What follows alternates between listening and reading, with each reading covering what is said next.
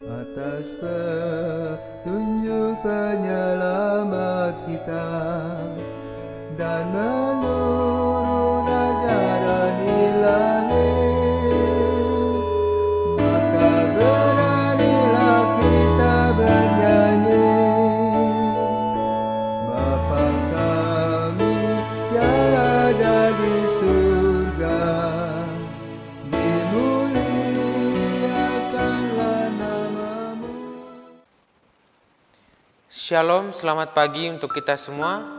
Salam jumpa lagi dalam Sabda Siap Saji, Rabu 26 Januari 2022, peringatan Santo Timotius dan Titus Uskup.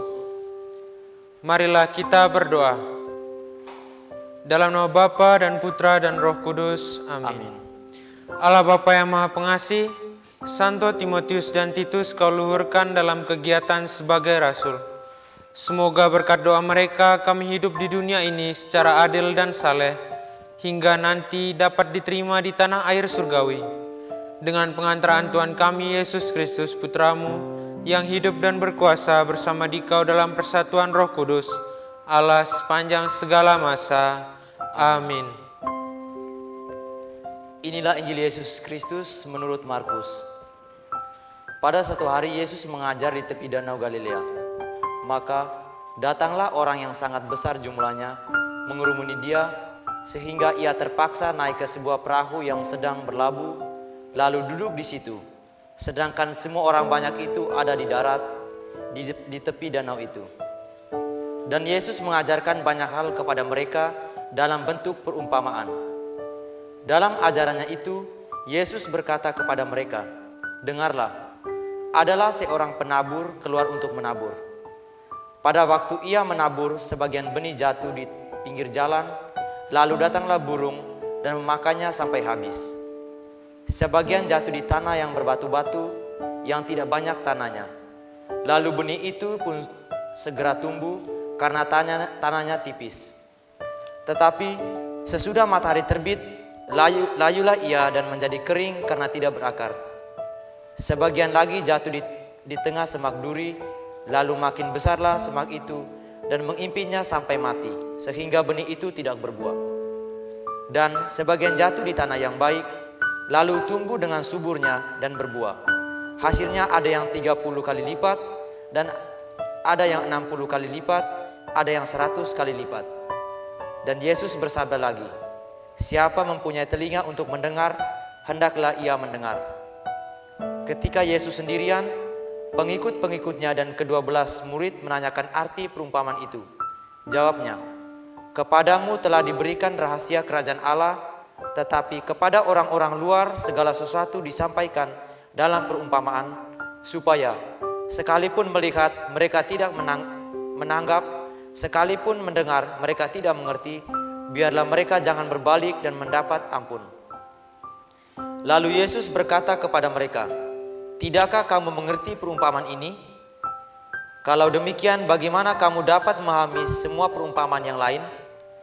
Penabur itu menaburkan sabda.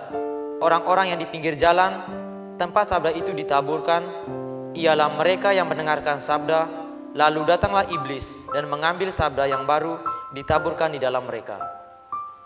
Demikian juga yang ditaburkan di tanah yang berbatu-batu, ialah orang-orang yang mendengar sabda itu dan segera menerimanya dengan gembira, tetapi sabda itu tidak berakar dan tahan sebentar saja. Apabila kemudian datang penindasan atau penganiayaan karena sabda itu, mereka segera murtad. Dan yang lain yang ditaburkan di tengah semak duri, ialah yang mendengar sabda itu, tetapi sabda itu lalu diimpit oleh kekhawatiran dunia, tipu daya, kekayaan, dan keinginan-keinginan akan hal yang lain, sehingga sabda itu tidak berbuah. Dan akhirnya yang ditaburkan di tanah yang baik, ialah orang yang mendengar dan menyambut sabda itu lalu berbuah, ada yang 30 kali lipat, ada yang 60 kali lipat, dan ada yang 100 kali lipat. Demikianlah sabda Tuhan. Terpujilah Kristus. Terima kasih Saudara Riko. Saudara-saudara yang terkasih dalam Kristus Tuhan, seorang petani pasti sudah tahu kapan musim panen dan kapan musim menuai tiba. Petani juga sudah pasti tahu mana tanah yang baik untuk ditanami dan mana yang tidak baik untuk ditanami. Apabila seorang petani salah memilih tanah untuk ditanami, maka sudah pasti apa yang ia tanam tidak akan tumbuh.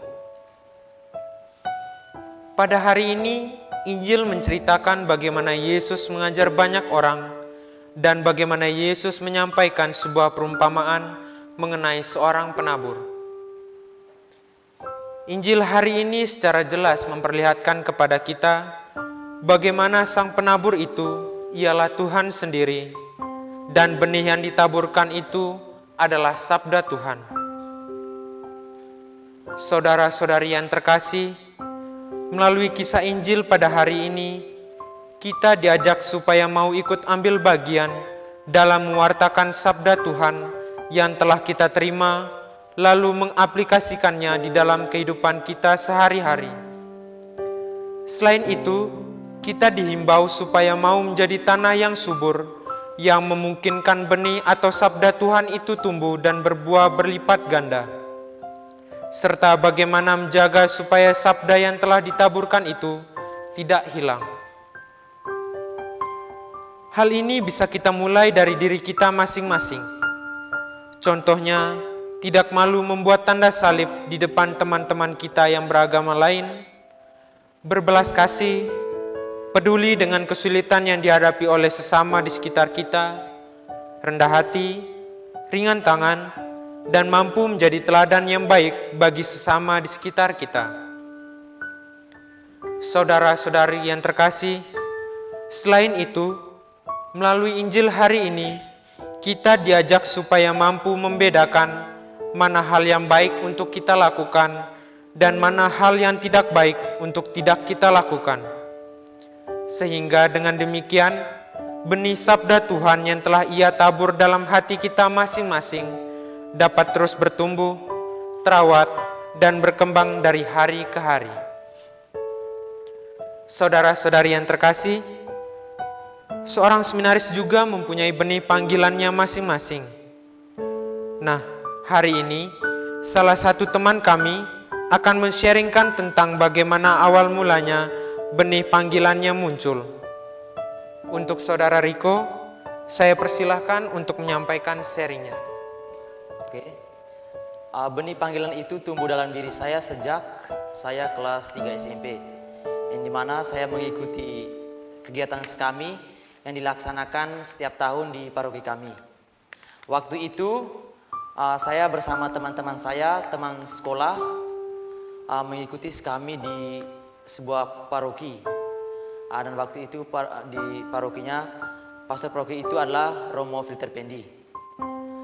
Waktu itu semenjak ini kami menjalankan kami setiap hari melalui kegiatan atau acara kami setiap hari, saya begitu merasa gembira dan bahagia. Oh, ternyata menjadi pengikut Tuhan begitu bahagia. Setelah itu 2 hari kemudian kami diajak oleh Romo untuk berkumpul masing-masing dibagi kelompok. Saya mendapat kelompok 2. Di situ kami memulai sharing bagaimana perasaan ketika saya dan teman-teman mengikuti kami tahun ini. Di situ kami men-sharingkan, saya begitu merasa bahagia.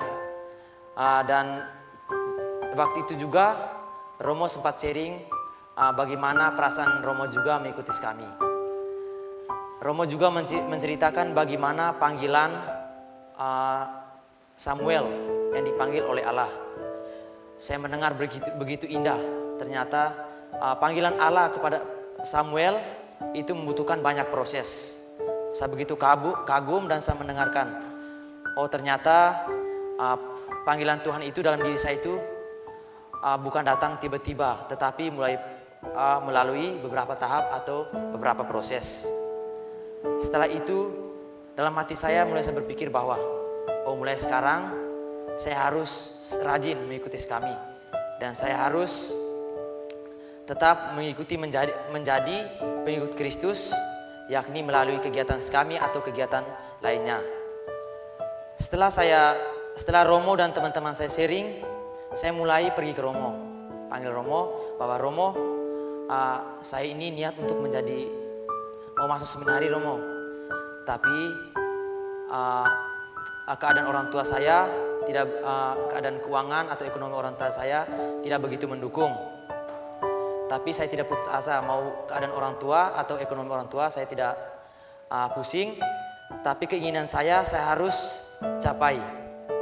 Romo juga mendukung, oh itu bagus. Ternyata keinginan kamu itu sangat bagus. Setelah itu Romo bilang, nanti kelas 3 SMP, nanti kalau testing di seminari Mataloko, nanti kamu ikut. Setelah beberapa tahun, sekarang tibanya saya kelas SMP, 3 SMP. Di situ saya mulai berbicara sama orang tua saya. Mama, Bapak, saya ingin masuk seminari. Tetapi saya tahu bahwa keadaan orang tua, ekonomi orang tua begitu tidak memungkinkan. Sedangkan adik saya kan ada 4. Kalau saya masuk seminari, pastinya mungkin fokus pada diri saya sendiri. Dari situ, saya punya bapak selalu menguatkan pada saya bahwa walaupun ekonomi kita kurang, tapi itu memang kemauan kamu, bapak akan usahakan. Dari situ, saya mulai gembira. Setiap hari saya selalu mengikuti perayaan Ekaristi di gereja dan mengikuti kami, Miss Dinar, dan kegiatan lainnya. Namun, yang Romo pertama tadi, Romo bilang saya harus testing di Mataloko, tetapi menjelang setiap hari saya tidak testing di Mataloko, tapi saya testing di seminari Roh Kudus Tuka Bali. Setelah saya testing di Roh Kudus Tuka Bali, ternyata Tuhan mengizinkan saya untuk menjalani panggilan, yakni melalui beberapa tahap dan proses di seminari Roh Kudus Tuka. Saya pulang dan saya memberitahu kepada orang tua bahwa saya diterima. Orang tua saya begitu gembira. Tetapi ada perasaan mungkin rasa sedih karena saya harus meninggalkan kampung saya dan saya harus pergi sekolah di Bali. Namun orang tua saya juga tidak mengizinkan saya juga. Mungkin mereka ada kecil hati bahwa ekonomi orang tua saya kurang, tetapi keinginan saya begitu besar. Namun untung besar Tuhan berikan saya jalan melalui nenek saya, yang dimana nenek saya mencari donatur. Ternyata donatur itu dapatnya itu di Panti Maria Goretti di Palasari. Setelah itu nenek beritahu kepada saya bahwa kamu akan dibiayai sekolah oleh Panti Asuhan Maria Goretti. Saya begitu bersyukur karena jalan Tuhan begitu lurus bagi saya. Dan kemudian saya berangkat ke Bali. Setelah sampai di Bali, saya nginap di rumah nenek dalam beberapa hari. Setelah itu saya lanjut ke Palasari di Panti Maria Goretti. Setelah sampai di sana, saya pertama merasa takut bahwa saya orang pertama, saya orang Flores. Saya belum beradaptasi atau belum mengenal banyak tentang ini keadaan atau keadaan di Bali. Tetapi menjelang setiap hari berjalannya waktu, saya mulai membiasakan diri dengan suster, dengan anak-anak panti dan para staf yang lain di panti. Setelah itu, suster mulai memanggil saya bahwa nanti tanggal 27, waktu itu tanggal 27 Juni, nanti kamu berangkat ke seminari Roh Kudus Tuka. Pas tanggal 27 Juni saya berangkat ke seminari. Sampai di seminari saya begitu senang bahwa apa yang saya inginkan dan cita-citakan ternyata sekarang sudah harus saya jalankan dengan begitu setia dan gembira. Saya dari tamatan SMP masuk ke kelas KPB. Namun sekarang saya sudah di kelas 2 SMA. Saya bersyukur karena Tuhan masih memberikan saya waktu dan kesempatan untuk menjalani panggilan di seminari. Terima kasih Saudara Bani atas sharingnya yang begitu luar biasa. Penuh perjuangan ya untuk menjalani menumbuhkan benih panggilannya itu. Ya, baiklah saudara-saudari yang terkasih, dari sharing dari Saudara Rico Bani, saya mengambil kesimpulan bahwa untuk menumbuhkan benih panggilan itu memang tidak mudah, apalagi benih yang diberikan oleh Tuhan lewat sabdanya. Dari sharing Bani kita lihat, walaupun jatuh bangun, ia tetap berusaha untuk menumbuhkan benih panggilannya itu. Ia berusaha juga untuk merawatnya agar tetap utuh. Dari sharing dari Saudara Riko juga kita diajak supaya untuk mau berusaha menjaga benih sabda Tuhan yang telah ia tabur ke dalam hati kita masing-masing. Demikian saudara-saudari yang terkasih, Sabda Siap Saji pada hari ini. Semoga Tuhan memberkati kita semua dimanapun kita berada.